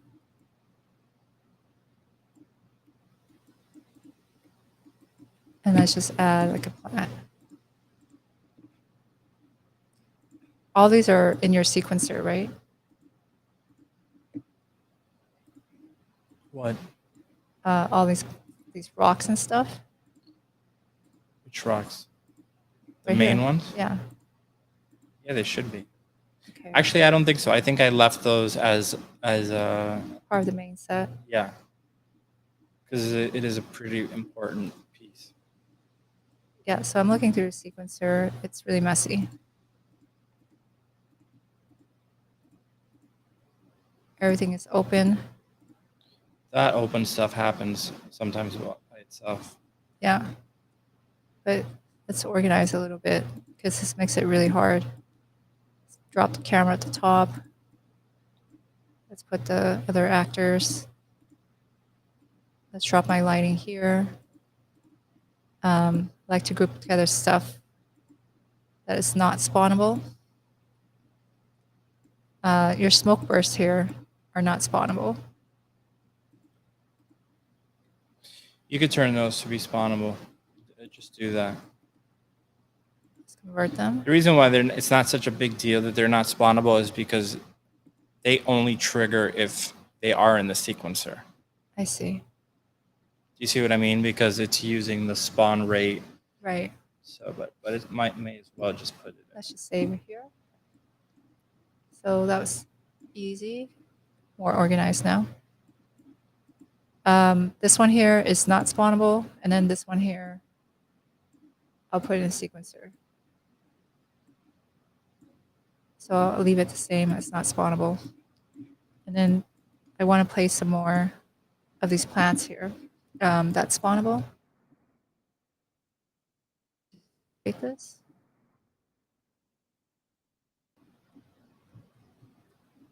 And let's drop it in here. Convert that to spawnable.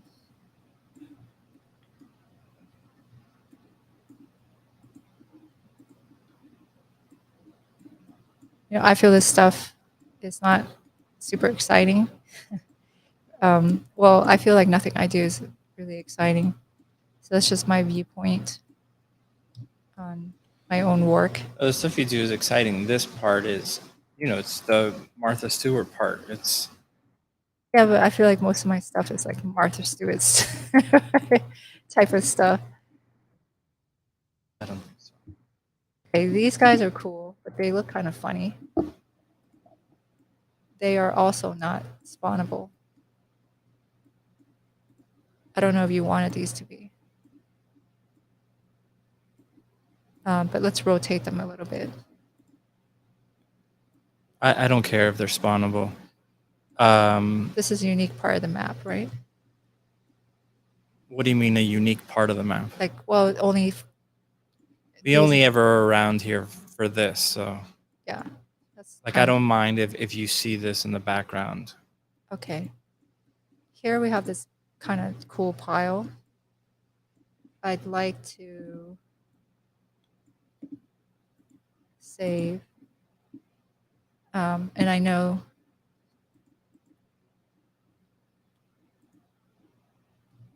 that there are other ground parts that look more like pebbles, like this one.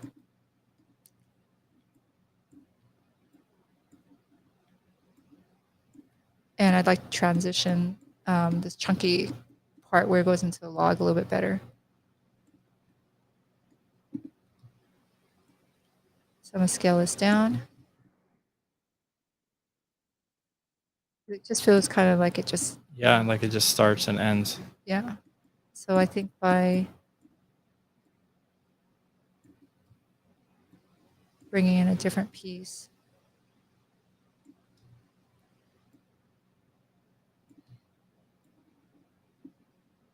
and just rotating them,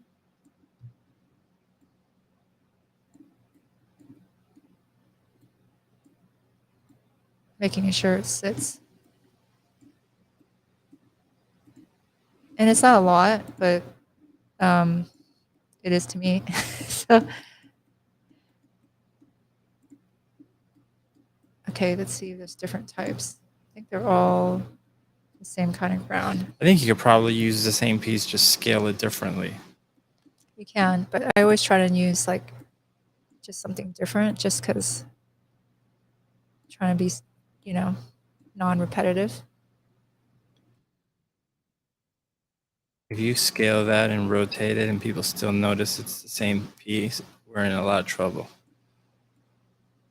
Because they're just not interested in our story looking at rocks. Yeah. Okay. Oh, it's very small. Let's click on here, hit G so I can hide this.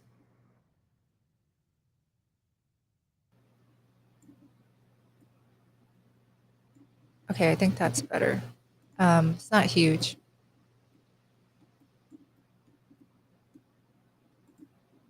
I think that's a little bit more natural.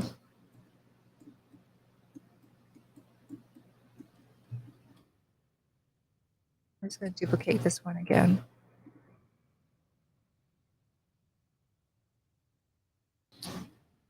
I know I have different ones around here. When I first laid this out, this is not the only. Let's try this one.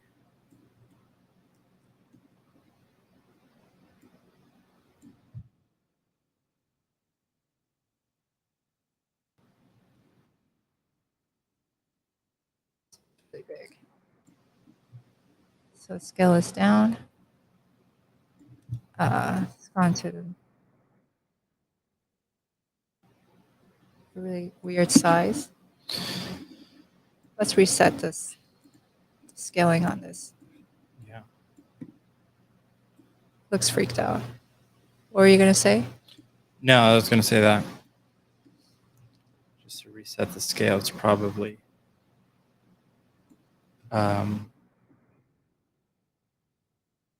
not locked correctly. Now, these here, the same logs show up in the next shot when she slides under it. This one, she jumps over it, right? This one she jumps over. Okay, so the ground, I don't have to worry about so much, right? No. Okay, so just scroll through it. The anteater can't. He's fine. Yeah. Yeah, he can run through it. What would be cool is to almost like use the same trunk and almost make it feel like the tree fell and snapped. Do you know what I mean? Like just kind of like duplicate it and stick the other half in the ground. So it looks like the tree broke. Do you see what I'm saying? Mm-hmm. So I think I might have already done that though. Did I do that? I don't know. I can't move. There we are. You mean take this and then shove it into the ground so that it has like an end? Yeah. Or probably just that could work. And I'll stick it like, yeah. Back up a little bit. I'd stick it in much more. Yeah, like that. This is our process, guys. This is what Miguel and I do for every sequence that you've seen so far. So what the difference is we usually do it like, which we're not doing this because it's super annoying for everyone else, but like we sit right next to each other and do it, and it's hardcore like co-piloting, which is super annoying. And that's kind of why I'm letting just Tran do this, because usually we start going and arguing, and it's really. Yeah, we do. We start bickering. Yeah. This rock is like really not that red. I want to make it more red. But yeah, we do bicker, but not. I don't know. I don't think it's so bad. I just want it to look good.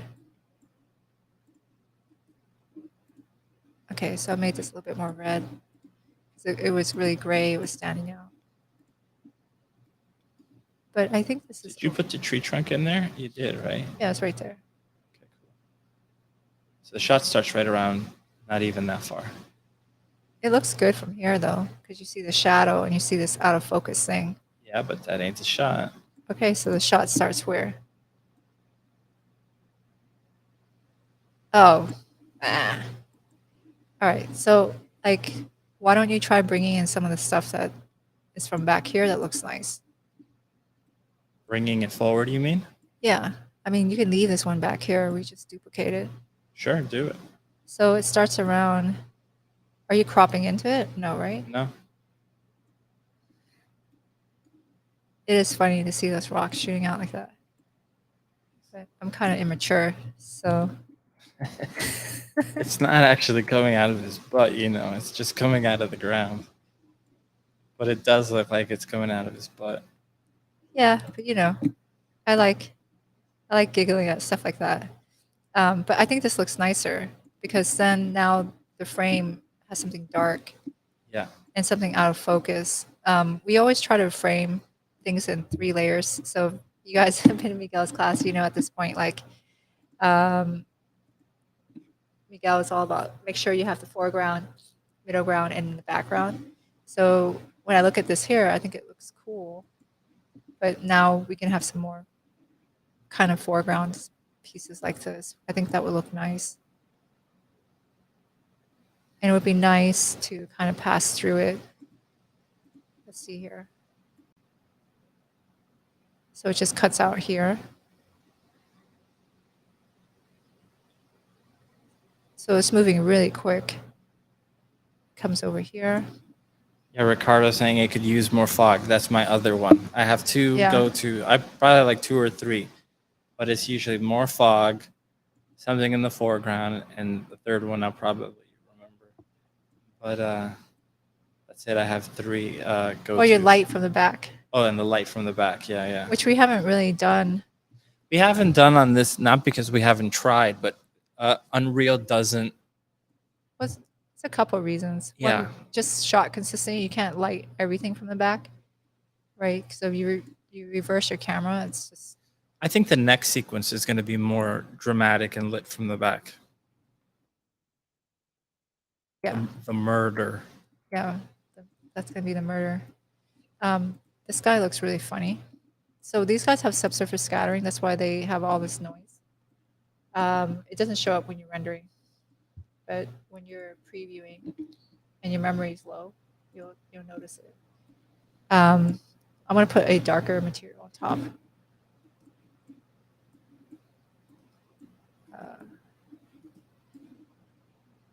This one's kind of green.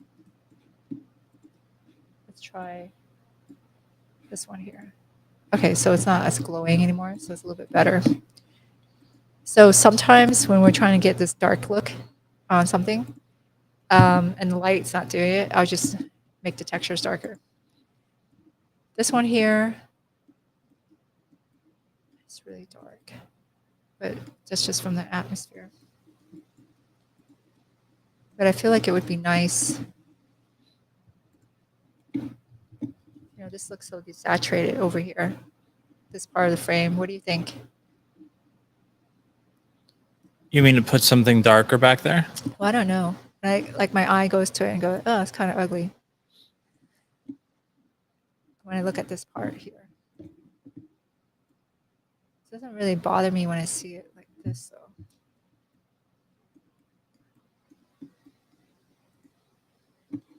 Maybe put a tree.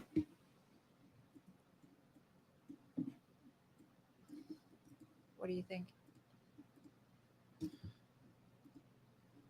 You could. Just be careful because you actually could put it one there. It actually would be fine. I was going to say the next shot, but there's nothing that would really get in the way there. All right, let's try putting the super tall tree. What is, so X Helava Bosk Thorsten? What does that mean? I don't know what that means. You know, the other thing, I think you could push, this might be problematic, but adding one of those blue decals to the ground right behind the log. Right behind the log. Yeah, like on the floor. Okay. But then again, I think the anteater being blue against the red there is probably better to. Never mind. I think it looks good like that. All right. I'll just ignore what you said. Yeah. I don't know if this bush is better or if it just doesn't do anything.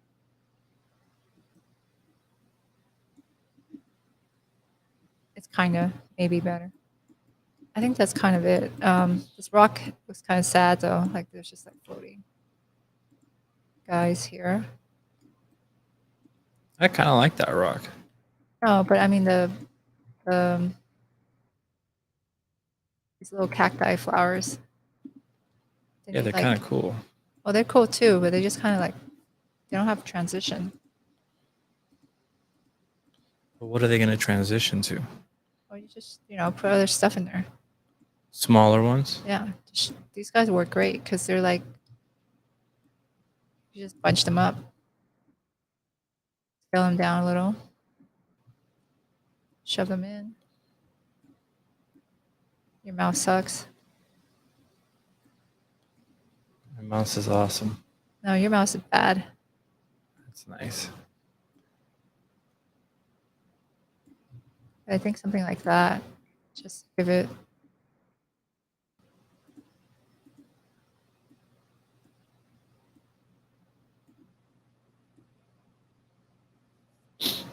This is 3D. This is the glamour of visual effects, kids. Yeah. It's just sitting here moving stuff around. At least in Unreal, you could see what it's going to look like. Whereas if you were doing this in Maya, yeah, well, the thing, you wouldn't even know what it looks like. Yeah, when we work in Maya, you basically kind of give up on the shot. Like, I'm like, I had enough. That's it. This is all I can do. Yeah, here you're like, okay, we're going to redo the lighting. We're going to add more plans. And then it's going to take 10 minutes to render it at the highest quality. Yeah, there, are definitely things to get used to.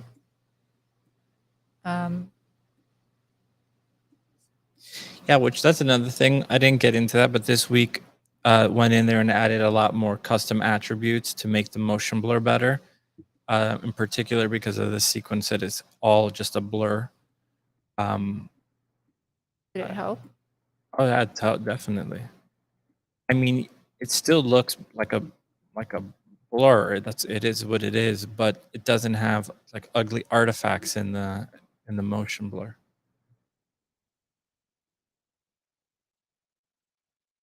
Yeah, we want to get that motion blur to not be noisy. Okay. Play that sequence. Let's see. Yeah, but I just want to see it like. I just play it. Yeah, that foreground plant definitely helps. Because it starts around there, so it gives it some parallax. So start here. Oh, okay, so this aloe vera looks sad. Like that. That's a sad aloe vera. It just looks shoved in the ground.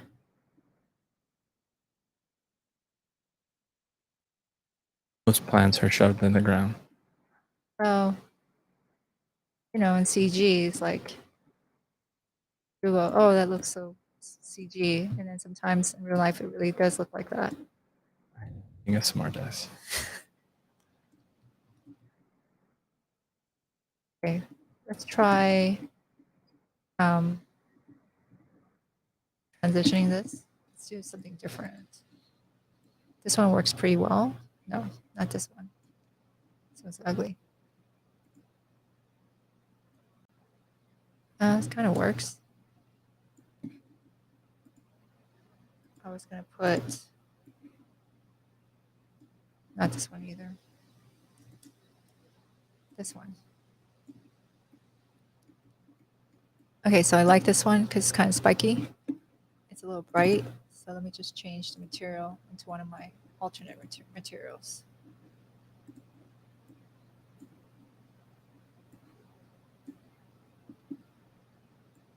I think it's a little bit darker.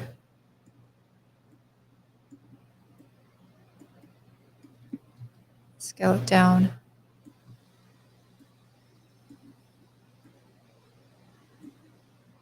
rotate it. So now everything feels like it's always pointing up.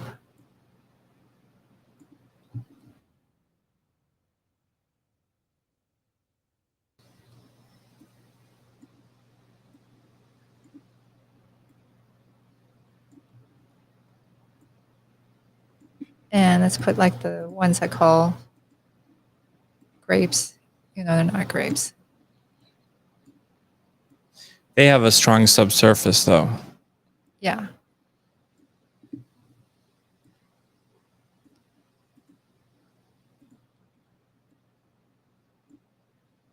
Subsurface looks pretty good in here. I don't think it's... It looks great for non-creature stuff, but even so, like Aaron Sims is getting the creature stuff to look really good with the subsurface. Yeah. So It depends what you're trying to do. I think he knows how to maximize it really well.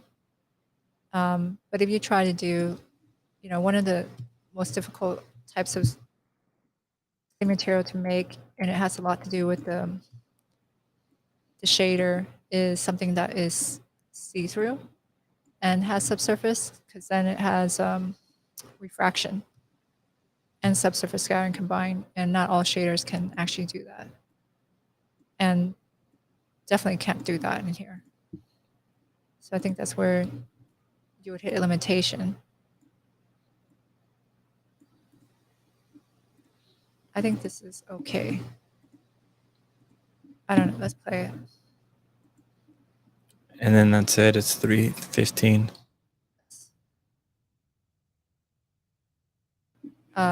Hold up. Save. Let's change this layout just to one pane. You should save. Let's save because it looks like it's I gonna crash. could tell when it's not in a good place. Your graphics card is a 2080. Is that what it is? Yeah, I have no idea. I think so. Okay. Let's try playing this. So it starts around here. Looks a little bit better. Definitely looks better. And the focus goes right to the trunk and the anteater. Yeah. He's a cute little guy. Looks like a stuffed animal. All right, so that's it then. Let's see. So that's so again, all of that. This is where we were at. So I'm gonna play this one more time. I know it's annoying for those that saw it, but those that coming in, this is the sequence we're working on. This is all work in progress. So you can see it one more time. Okay, so what